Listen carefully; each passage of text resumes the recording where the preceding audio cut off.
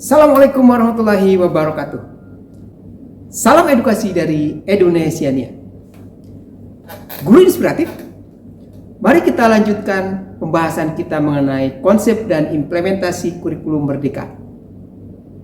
Kali ini kita akan membahas tentang kerangka dasar kurikulum merdeka. Mari kita simak tayangan berikut.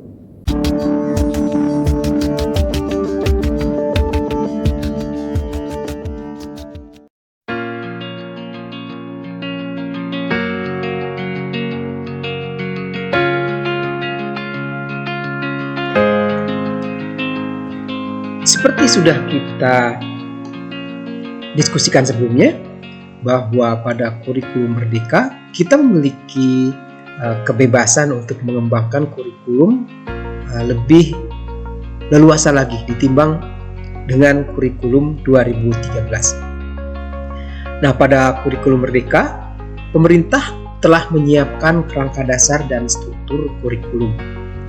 Kemudian selanjutnya, satuan pendidikan, guru, dan stakeholder lainnya dipersilahkan mengembangkannya sesuai dengan kebutuhan. Ada yang lebih spesifik pada kurikulum merdeka ini dibanding dengan kurikulum 2013. Nah, yang pertama yaitu penekanan kepada pengembangan kurikulum yang sangat beragam.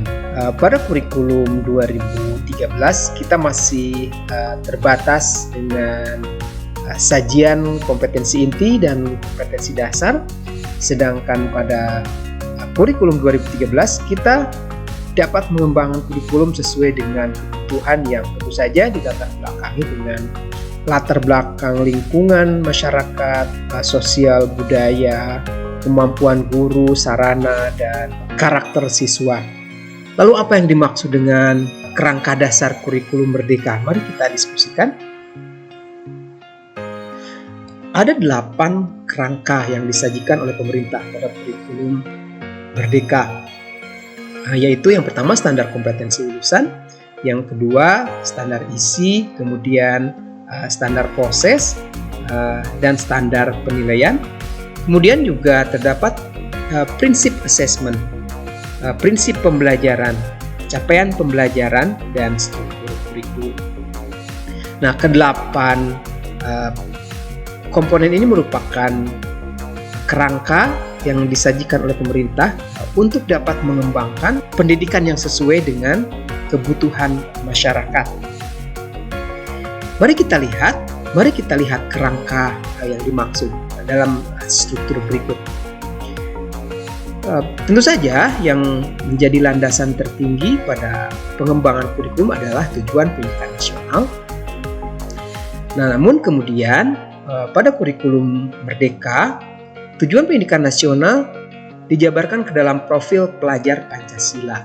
Baru kemudian dijabarkan ke dalam SKL. Nah, dari SKL kemudian dijabarkan lagi ke dalam standar-standar. Yang pertama standar isi, kemudian standar proses, dan standar penilaian. Nah, standar isi pada kurikulum merdeka itu dijabarkan ke dalam capaian pembelajaran dan struktur kurikulum. Baru kemudian satuan pendidikan mengembangkan kurikulum operasional dan diterjemahkan lagi oleh guru ke dalam rencana pembelajaran dan asesmen.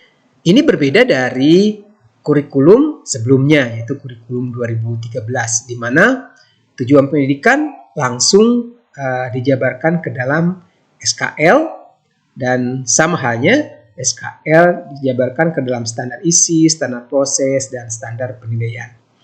Nah, mari kita lihat secara berdampingan antara kerangka dasar kurikulum 2013 dan kurikulum merdeka. Pada kurikulum merdeka terdapat komponen profil pelajar Pancasila. Sedangkan pada kurikulum 2013 komponen ini belum muncul. Oleh karena itu menjadi sebuah karakter atau ciri khas pada kurikulum merdeka, yaitu adanya profil pelajar Pancasila yang menjadikan landasan dalam pengembangan standar dan juga tentu saja nanti menjadi landasan untuk proses pendidikan dan pembelajaran operasional.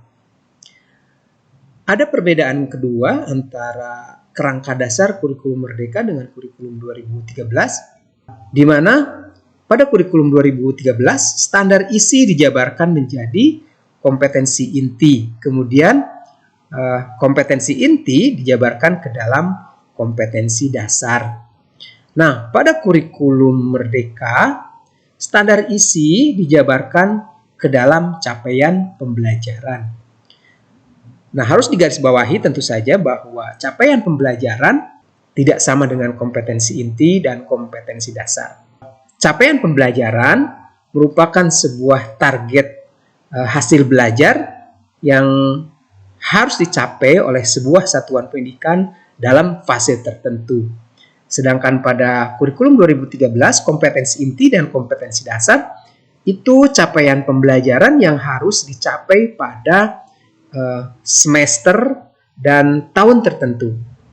Oleh karena itu menjadi ciri khas pada kurikulum Merdeka bahwa capaian pembelajaran itu target waktu pencapaiannya bukan semester atau tahun, melainkan fase pendidikan.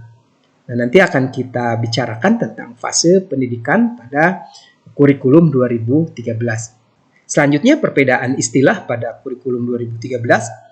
Pada kurikulum 2013 itu disebutkan kurikulum satuan pendidikan, sedangkan pada kurikulum Merdeka istilahnya menjadi kurikulum operasional satuan pendidikan.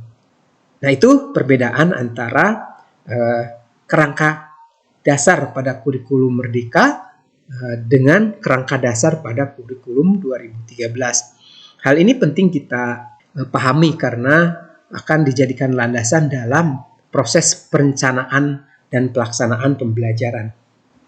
Guru inspiratif, mari kita mengingat kembali agar kita lebih menghayati lagi apa tujuan pendidikan nasional. Klausul tentang tujuan pendidikan nasional terdapat pada pasal 3 Undang-Undang Sistem Pendidikan Nasional, di mana tertulis sebagai berikut.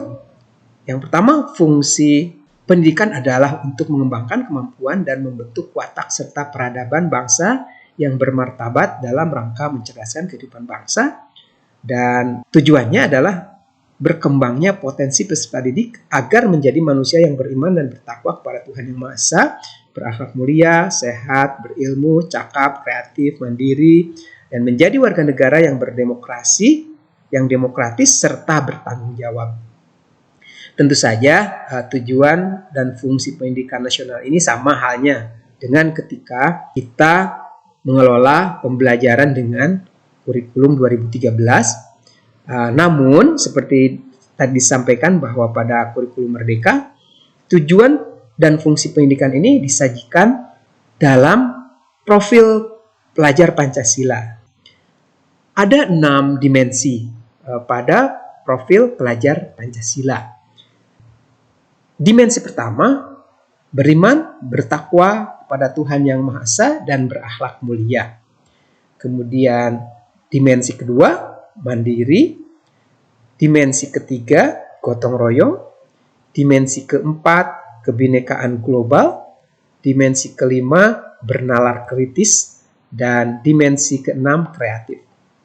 Seperti sudah saya sampaikan tadi bahwa keenam dimensi ini merupakan penjabaran dari tujuan pendidikan nasional.